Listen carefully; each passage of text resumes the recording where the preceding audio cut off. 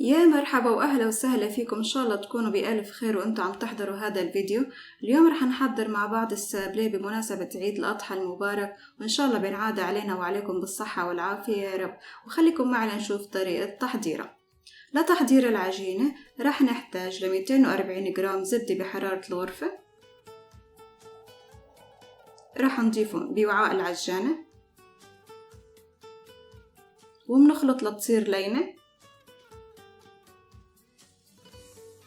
ورح نضيف عليها 120 جرام سكر بودرة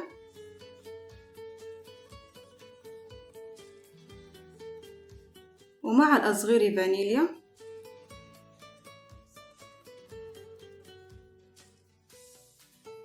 وبيضة بحرارة الغرفة، وبنخلط المكونات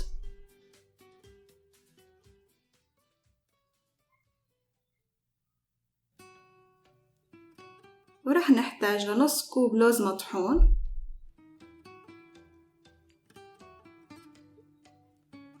و400 جرام طحين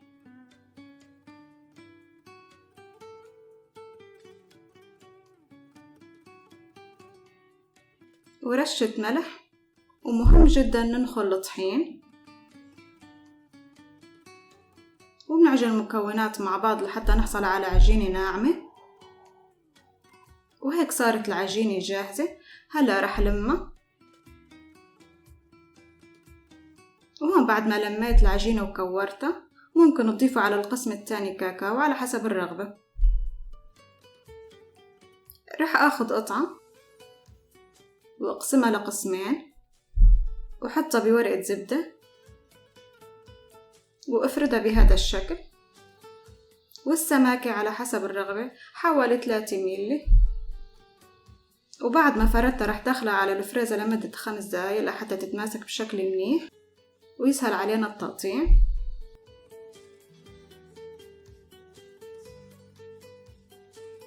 هون بعد ما طالعتها من الفريزر بنشيل ورقة الزبدة ورح أقطعها. فيكم تقطعها بأي قالب أو أي شكل متوفر عندكم، وبحطها بصينية الفرن.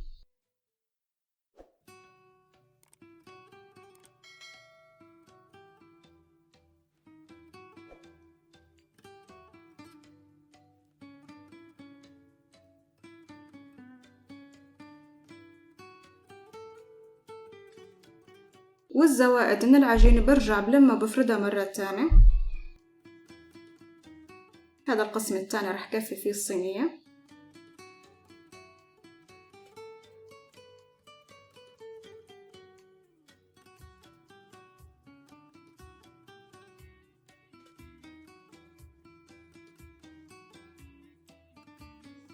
هيك بعد ما خلصت الصينية رح نفرغ العجينة من النص،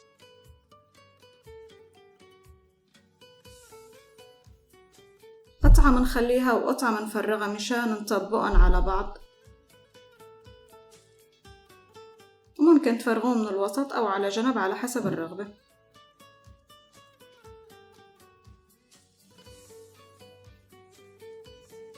هلأ رح دخلها على فرن محمى مسبقا على درجة حرارة 180 لمدة 15 دقيقة. وهذا الشكل الثاني. منكفي الكمية كلها بنفس الطريقة. وهون بعد ما طالعتها من الفرن بنتركها لحتى تبرد تماما. هلا بعد ما بردوا حضرت مربى المشمش وزبدة اللوتس، ذوبتها بالميكرويف وضفت لها شوي من الزيت النباتي ومربى الفراولة. وفيكم تستخدموا صوص الكراميل أو أي مربى بتفضلوه على حسب الرغبة. هلا القسم اللي فرغناه من الوسط رح نرشه بسكر البودرة.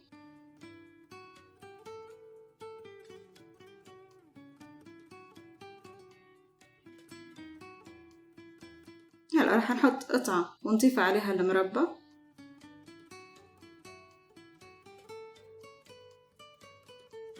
والقطعة الثانية اللي مفرغة من الوسط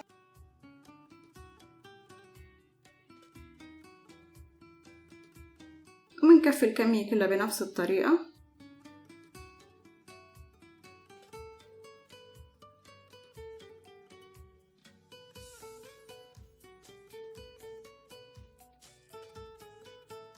وبإمكانكم تخلوا قسم بدون سكر على حسب الرغبة. هلأ رح نزينهم بالشوكولا.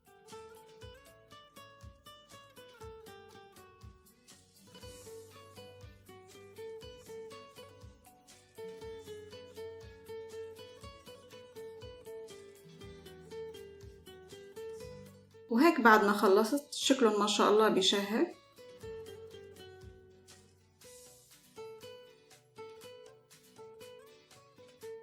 ولهون بتكون خلصت وصفتنا لليوم. وإذا عجبكم الفيديو لا تنسوا اللايك والشير والسبسكرايب وتفعيل الجرس ليوصلكم كل جديد أنا بنزله.